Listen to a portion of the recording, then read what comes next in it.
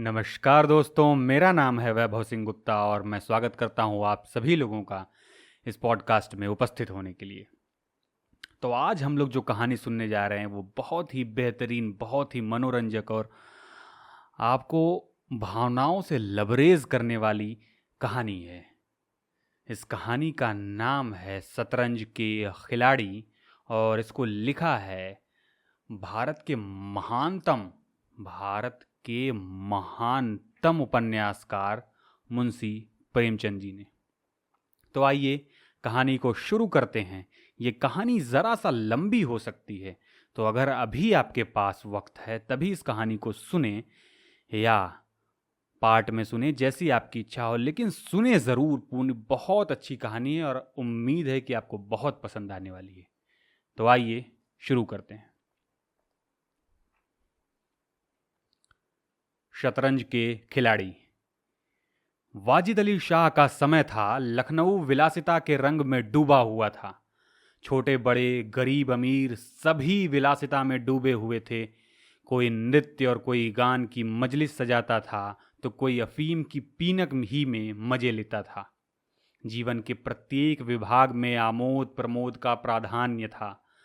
शासन विभाग में, साहित्य क्षेत्र में, सामाजिक अवस्था, कला कौशल में, उद्योग धंधों में, आहार व्यवहार में सर्वत्र विलासिता व्याप्त हो रही थी।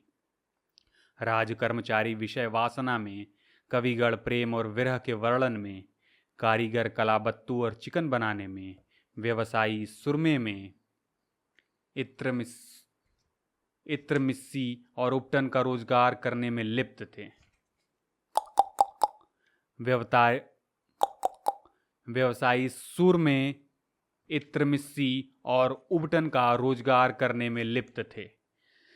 सभी की आंखों में विलासिता की मद छाई हुई थी। संसार में क्या हो रहा है इसकी किसी को खबर न थी। बटेर लड़ रहे हैं, तीतरों की लड़ाई के लिए पाली बदी जा रही है। कहीं चौसर बिछी हुई है, पौ 12 का शोर मचा हुआ है। कहीं शतरंज का घोर संग्राम छिड़ा हुआ है। राजा से लेकर रंक तक सभी इसी धुन में मस्त थे। यहाँ तक कि फकीरों को पैसे मिलते तो वे रोटियां लेकर अफीम खाते या मादक पीते। शतरंज, ताश, गंजीफा खेलने से बुद्धि तीव्र होती है, विचार शक्ति का विकास होता है, पेचीदा मसलों में सुलझाने की आदत पड़ती है। ये दलीलें जोरों के साथ पेश की जाती थी। इस संप्रदाय के लोगों से दुनिया अब भी खाली नहीं है। इसलिए अगर मिर्जा सज्जाद अली और मीर रोशन अली अपना अधिकांश समय बुद्धि तीव्र करने में व्यतीत करते थे तो किसी विचारशील पुरुष को क्या आपत्ति हो सकती थी। दोनों के पास मौरी सी जागीरें थी, जीविका की कोई चिंता न थी और घर में बैठे चखौतियाँ करते थे। आखिर और करते ही क्या। प्रातःकाल दोनों मित्र नाश्ता करके बिसात बिछाकर बैठ जाते, मुहर सज जाते और लड़ाइयाँ के दांव पेच होने लगते। फिर खबर न होती थी कि कब दोपहर हुई, कब तीसरा पहर और कब शाम। घर के भीतर से बार बार बुलावा आता कि खाना तैयार है। यहाँ से जवाब मिलता, चलो आते हैं, दस्तरखाना बिछाओ। यहाँ तक कि बावर्ची विवश होके कमरे में ही खाना रख जाता था और दोनों मित्र दोनों काम साथ साथ करते थे। मिर्ज़ा सज्जाद अली के घर में कोई बड़ा बूढ़ा न था, इसलिए उन्हीं के दीवान खाने में बाजियां होती थी।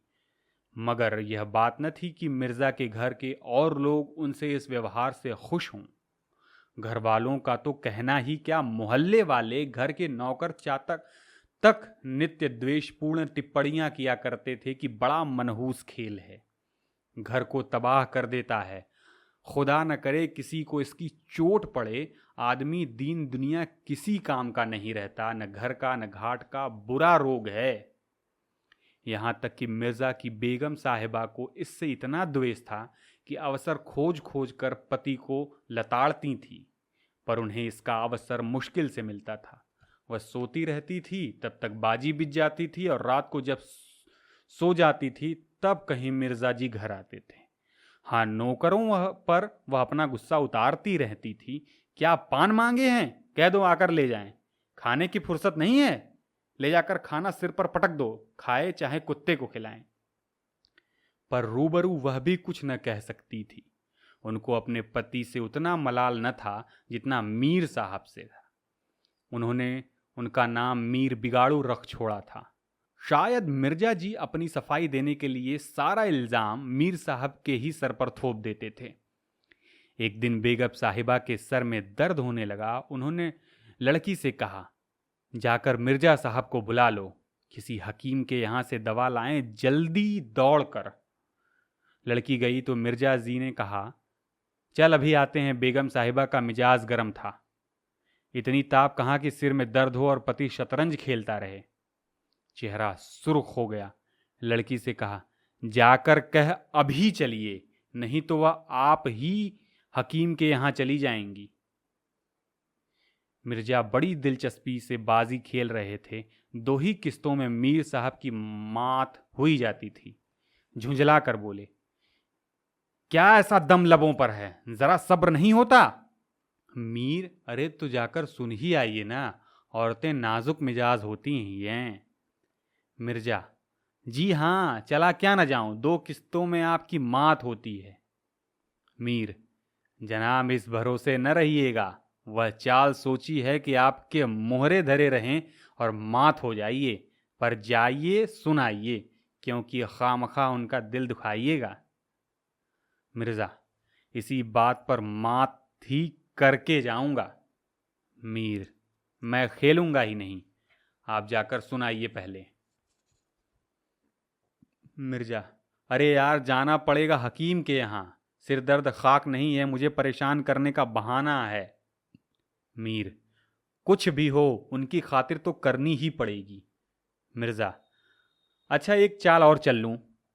मीर, हरगिज नहीं, जब तक आप सुन नहीं आएंगे मैं मुहरे हाथ न लगाऊंगा।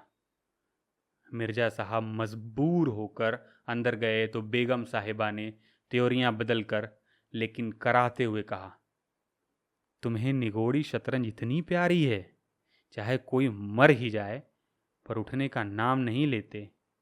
नौज कोई तुम जैसा आदमी हो।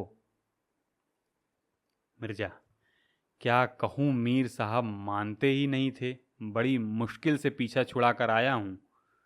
बेगम, क्या जैसे वह खुद निखट्टू हैं वैसे ही सबको समझते हैं? उनके भी तो बाल बच्चे हैं, यह सबका सफाया कर डाला। मिर्जा, बड़ा लती आदमी है, जब आ जाता है तब मजबूर होकर मुझे भी खेलना पड़ता है। बेगम, दुत्कार क्यों नहीं देते? बेगम, तो मैं ही दुत्कारे देती हूं, नाराज हो जाएंगे, हो जाएं, कौन किसी की रोटियां चला रहे हैं। रानी रूठेंगी, अपना सुहाग लेंगी। हरिया, जा बाहर से शतरंज उठा ला, मीर साहब से कहना मियाँ अब न खेलेंगे, आप तशरीफ ले जाइए। मिर्जा, हाँ हाँ, कहीं ऐसा गजब भी न करना, जलील करना चाहती हो क्या? ठहर हरिया, कहाँ जाती है? बेगम, जाने क्यों नहीं देते, मेरा ही खून पिए जो उसे ही रोके। अच्छा, उसे रोका, मुझे रोको तो जानूं। यह कहकर बेगम साहिबा झल्लाई हुई दीवान खान की तरफ चली। मिर्जा बेचारे का रंग उड़ गया। बीबी की मिन्नतें करने लगा, खुदा के लिए तुम्हें हजरत हुसैन की कसम है, मेरी ही एक मैयत देखे जो उधर जाए। लेकिन बेगम ने एक न मानी। दीवान खाने के द्वार तक गई, पर एकाएक पर पुरुष के सामने जाते हुए पांव बध से गए। भीतर झांक कर संयोग से कमरा खाली था। मीर साहब ने 1-2 मोहरे इधर उधर कर दिए थे और अपनी सफाई जताने के लिए बाहर टहल रहे थे। फिर क्या था, बेगम ने अंदर पहुंचकर बाजी उलट दी। मोहरे कुछ तख्त के नीचे फेंक दिए, कुछ बाहर, और किवाड़ के अंदर से सब बंद कर कर कुंडी लगा दी। मीर साहब दरवाजे पर तो थे ही, मोहरे बाहर फेंके जाते देखे, चूड़ियों की झनक भी कान में पड़ी। फिर दरवाजा बंद हुआ तो समझ गए बेगम साहिबा बिगड़ गई हैं। चुपके से घर की राह ले ली। मिर्जा ने कहा, तुमने गजब किया। बेगम, अब मीर साहब इधर आए तो खड़े खड़े निकलवा दूंगी। इतनी लौ खुदा से लगाते तो वली हो जाते। आप तो शतरंज खेलें और मैं यहाँ चूल्हे चक्की की फिक्र में सिर खपाऊं। जाते हो हकीम साहब के यहाँ कि अब भी तामुल है? मिर्ज़ा घर से निकले तो हकीम के घर जाने के बदले मीर साहब के घर पहुंचे और सारा वृत्तांत कहा। मीर साहब बोले, मैंने तो जब मोहरे बाहर आते देखे तभी ताड़ गया, फौरन भागा। बड़ी गुस्से पर मालूम होती हैं, मगर आपने उन्हें यूं सिर पर चढ़ा रखा है, यह मुनासिब नहीं। उन्हें इससे क्या मतलब कि आप बाहर क्या करते हैं? घर का इंतजाम करना उनका काम है, दूसरी बातों से उन्हें क्या सरोकार? मिर्ज़ा, खैर यह तो बताइए अब कहाँ जमाव होगा? मीर, इसका क्या गम है, इतना बड़ा घर पड़ा हुआ है, बस यहीं जमे। मिर्ज़ा, लेकिन बेगम साहिब को कैसे मनाऊंगा? घर पर बैठा रहता था तब तो वह इतना बिगड़ती थी, यहाँ बैठक होगी तो शायद जिंदा न छोड़ेंगी। मीर, अजीब बकने भी दीजिए, 2-4 रोज़ में अपने आप ही ठीक हो जाएंगी। हाँ, आप इतना कीजिए कि आज से ज़रा तन जाइए। मीर साहब की बेगम किसी अज्ञात कारण से मीर साहब का घर से दूर रहना ही उपयुक्त समझती थी, इसलिए वह उनके शतरंज प्रेम की कभी आलोचना न करती थी, बल्कि कभी कभी साहब को देर हो जाती तो याद दिला देती थी। इन कारणों से मीर साहब को भ्रम हो गया था कि मेरी स्त्री अत्यंत विनयशील और गंभीर है। लेकिन जब दीवान खाने में बिसात बिछने लगी और मीर साहब दिन भर घर में रहने लगे तो बेगम साहब को बड़ा कष्ट होने लगा। उनकी स्वाधीनता में बाधा पड़ गई। दिन भर दरवाजे पर झांकने को तरस जाती। उधर नौकरों में भी काना फूसी होने लगी। अब तक दिन भर पड़े पड़े मक्खियाँ मारा करते थे, घर में कोई आए कोई जाए उनसे कुछ मतलब न था। अब 8 पहर की धौस हो गई। पान लाने का हुक्म होता, कभी मिठाई का, और हुक्का तो किसी प्रेमी के हृदय की भांति नित्य जलता ही रहता था। वे बेगम साहिबा से जा जाकर कहते, हुजूर, मियाँ की शतरंज तो हमारे जी का जंजाल हो गई है। दिन भर दौड़ते दौड़ते पैरों में छाले पड़ गए हैं। यह भी कोई खेल है कि सुबह को बैठो तो शाम कर दी? घड़ी आध घड़ी दिल बहलाव के लिए खेल लेना बहुत है। खैर, हमें तो कोई शिकायत नहीं, हुजूर के गुलाम हैं, जो हुक्म होगा बजा ही लेंगे। मगर यह खेल मनहूस है, इसका खेलने वाला कभी पनपता नहीं। घर पर कोई न कोई आफत जरूर आती है। यहाँ तक कि एक के पीछे मोहल्ले के मोहल्ले तबाह होते देखे गए हैं। सारे मोहल्ले में यही चर्चा होती है। हुजूर का नमक खाते हैं, अपने आका की बुराई सुन सुनकर रंज होता है। मगर क्या करें? इस पर बेगम साहिबा कहती हैं, मैं तो खुद इसको पसंद नहीं करती, पर वह किसी की सुनते ही नहीं, क्या किया जाए? मोहल्ले में भी 2-4 पुराने ज़माने के लोग थे, आपस में भांति भांति की अमंगल कल्पनाएं करने लगे। अब खैरियत नहीं। जब हमारे रईसों का यह हाल है तो मुल्क का खुदा ही हाफिज है। यह बादशाहत शतरंज के हाथों तबाह होगी। आसार बुरे हैं। राज्य में हाहाकार मचा हुआ था। प्रजा दिन दहाड़े लूटी जाती थी, कोई फरियाद सुनने वाला न था। देहाती की सारी दौलत लखनऊ में खींची आती थी और वह वेश्याओं में, भांडों में और विलासिता के अन्य अंगों की पूर्ति में उड़ जाती थी। अंग्रेज कंपनी का ऋण दिन दिन बढ़ता जाता था। कमली दिन दिन भीग कर भारी होती जाती थी। देश में सुव्यवस्था न होने के कारण वार्षिक कर भी वसूल न होता था। रेजिडेंट बार बार चेतावनी देता था, पर यहाँ तो लोग विलासिता के नशे में चूर थे, किसी के कानों पर जूं न रेंगती थी। खैर, मीर साहब के दीवान खाने में शतरंज होते हुए कई महीने गुजर गए। नए नए नक्शे हल किए जाते, नए नए किले बनाए जाते, नित्य नई व्यू रचनाएं होती। कभी कभी खेलते खेलते झौड़ हो जाती, तू मैं तक की नौबत आ जाती, पर शीघ्र ही दोनों मित्रों में मेल हो जाता। कभी कभी ऐसा होता कि बाजी उठा दी जाती, मिर्जा जी रूठकर अपने घर चले जाते, मीर साहब अपने घर में जा बैठते, पर रात भर की निद्रा के साथ सारा मनोमालिन्य शांत हो जाता था। प्रातःकाल दोनों मित्र दीवान खाने में आ पहुंचते थे। एक दिन दोनों मित्र बैठे हुए शतरंज की दलदल में गोते खा रहे थे कि इतने में घोड़े पर सवार एक बादशाही फौज का अफसर मीर साहब का नाम पूछता हुआ आ पहुंचा। मीर साहब के होश उड़ गए। यह क्या बला सिर पर आई? यह तलबी किसके लिए हुई है? अब खैरियत नहीं नजर आती। घर के दरवाजे बंद कर लिए, नौकरों से बोले, कह दो घर में नहीं है। सवार, घर में नहीं तो कहाँ हैं? नौकर, यह मैं नहीं जानता, क्या काम है? सवार, काम तुझे क्या बताऊंगा, हुजूर में तलबी है, शायद फौज के लिए कुछ सिपाही मांगे हैं। जागीरदार है कि दिल लगी? मोर्चे पर जाना पड़ेगा तो आटे दाव का भाव मालूम हो जाएगा। नौकर, अच्छा तो जाइए, कह दिया जाएगा। सवार, कहने की बात नहीं है, मैं कल खुद आऊंगा साथ, ले जाने के लिए हुक्म हुआ है। सवार चला गया।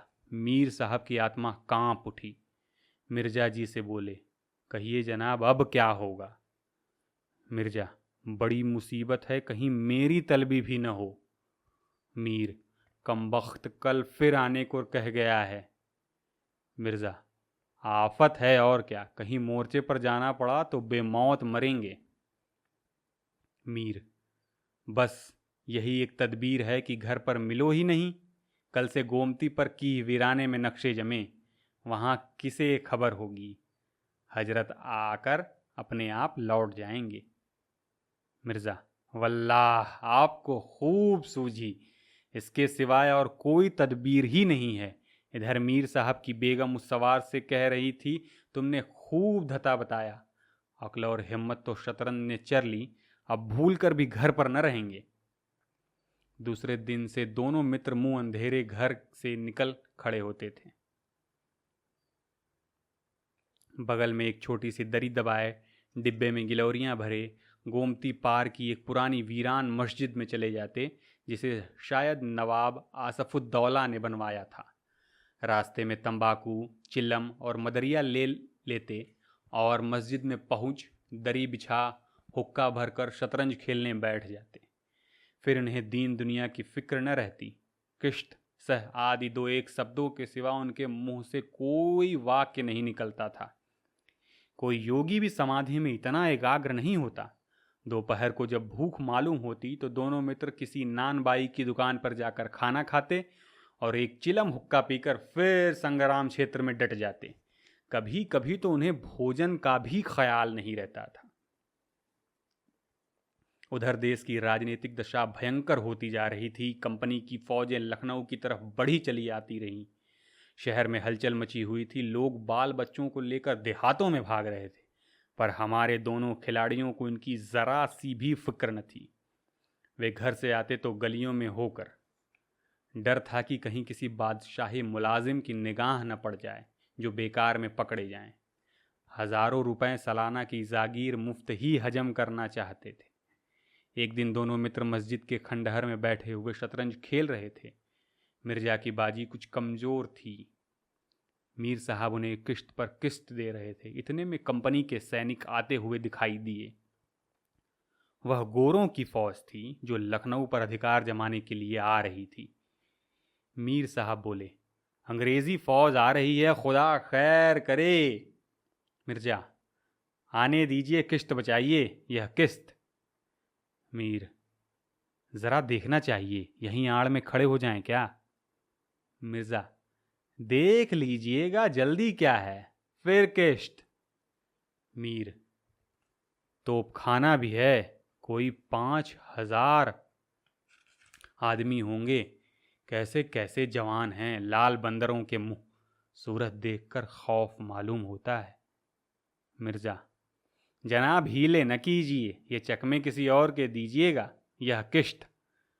मीर, आप भी अजीब आदमी हैं, यहाँ तो शहर पर आफत आई हुई है और आपको किश्त की सूझी है। कुछ इसकी खबर है कि शहर घिर गया है तो घर कैसे चलेंगे? मिर्जा, जब घर चलने का वक्त आएगा तो देखा जाएगा, यह किश्त, बस आपकी शह में मात है। फौज निकल गई। 10 बजे का समय था। फिर बाजी बिछ गई। मिर्जा, आज खाने की कैसी ठहरेगी? मीर, अजी आज तो रोजा है, क्या आपको ज्यादा भूख मालूम होती है? मिर्जा, जी नहीं, शहर में न जाने क्या हो रहा है। मीर, शहर में कुछ न कुछ होता रहा होगा। लोग खाना खाकर आराम से सो रहे होंगे हुजूर, नवाब साहब भी ऐशगाह में होंगे। दोनों सज्जन फिर जो खेलने बैठे तो 3 बज गए। अब की मिर्जा जी की बाजी कमजोर थी। चारे की गजर बज रही थी कि फौज की वापसी की आहट मिली। नवाब वाजिद अली पकड़ लिए गए थे और सेना उन्हें किसी अज्ञात स्थान को लिए जा रही थी। शहर में न कोई हलचल थी न मार काट, एक बूंद भी खून नहीं गिरा था। आज तक किसी स्वाधीन देश के राजा की पराजय इतनी शांति से इस तरह खून बहे बिना न हुई होगी। यह वह अहिंसा न थी जिस पे वह देवगढ़ प्रसन्न होते हैं। यह वह कायरपन था जिस पर बड़े बड़े कायर भी आंसू बहाते हैं। अवध के विशाल देश का नवाब बंदी चला जाता था और लखनऊ ऐश की नींद में मस्त था। यह राजनीतिक अधः पतन की चरम सीमा थी। मिर्जा ने कहा, हुजूर, नवाब साहब को जालिमों ने कैद कर लिया होगा। मीर, होगा, यह लीजिए शह। मिर्जा, जनाब जरा ठहरिए, इस वक्त इधर तबीयत ठीक नहीं लगती। बेचारे नवाब साहब इस वक्त खून के आंसू रो रहे होंगे। मीर, रोया ही चाहें, यह ऐश वहां कहाँ नसीब होगा, यह किश्त। मिर्जा, किसी के दिन बराबर नहीं जाते, कितनी दर्दनाक हालत है। मीर, हाँ सो तो है ही, यह लो फिर किश्त। बस अब की किस्त में मात है, बच नहीं सकते अब। मिर्जा, खुदा की कसम आप बड़े बेदर्द हैं, इतना बड़ा हादसा देखकर भी आपको दुख नहीं होता। हाय गरीब वाजिद अली शाह। मीर, पहले अपने बादशाह को तो बचाइए, फिर नवाब साहब का मातम कीजिएगा। यह किश्त और यह मात, लाना हाथ। बादशाह को लिए हुए सेना सामने से निकल गई। उनके जाते ही मिर्जा ने फिर बाजी बिछा ली। हार की चोट बुरी होती है। मीर ने कहा, आइए नवाब साहब के मातक में एक मसरिया कह डालें। लेकिन मिर्जा की राजभक्ति अपनी हार के साथ लुप्त हो चुकी थी। वह हार का बदला चुकाने के लिए अधीर हो रहे थे। शाम हो गई। खंडहर में चमगादड़ों ने चीखना शुरू किया। अबाबीलें आकर अपने अपने घोंसलों में चिमटी, पर दोनों खिलाड़ी डटे हुए थे, मानो 2 खून के प्यासे सूरमा आपस में लड़ रहे हों। मिर्जा जी 3 बाजियां लगातार हार चुके थे और चौथी बाजी का रंग भी अच्छा न था। वह बार बार जीतने का निश्चय करके संभल कर खेलते थे, लेकिन एक न एक चाल ऐसी बेढप पड़ जाती थी जिससे बाजी खराब हो जाती थी। हर बार हार के साथ प्रतिकार की भावना और भी उग्र होती थी। उधर मीर साहब माने उमंग की गजलें गाते थे, चुटकियां लेते थे, मानो कोई गुप्त धन पा गए हों। मिर्जा जी सुन सुनकर झुंझलाते और हार की झेप को मिटाने के लिए उनकी दाद देते थे। पर ज्यों ज्यों बाजी कमजोर पड़ती थी, धैर्य हाथ से निकला जाता था। यहाँ तक कि एक चाल चले और फिर उसे बदल दिया। जो कुछ चलना हो एक बार चल दीजिए, या आप मोहरों पर हाथ क्यों रखते हैं? मोहरों को छोड़ दीजिए। जब तक आपको चाल न सूझे मोहरा छूइए ही नहीं। आप एक एक चाल आधे आधे घंटे में चलते हैं, इसकी सनद नहीं।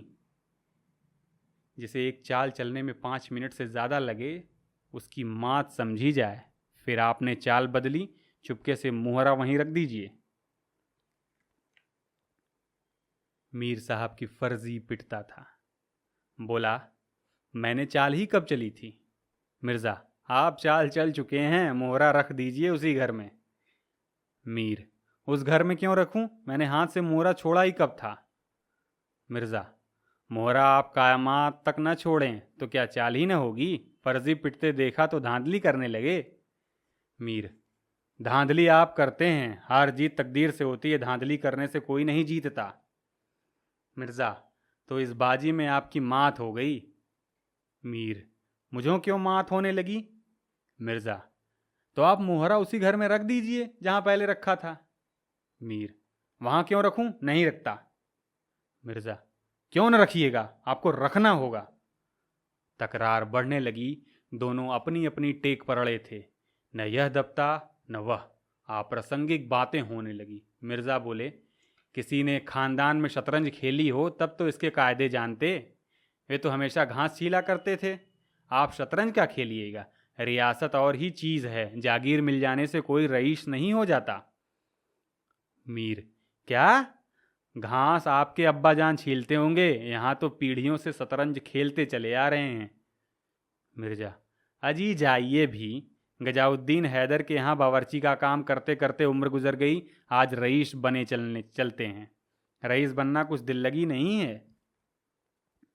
मीर, क्यों अपने बुजुर्गों के मुंह में कालिख लगाते हो, वे बावर्ची का काम करते होंगे, यहाँ तो हमेशा बादशाह के दस्तरख्वान पर खाना चले आए हैं।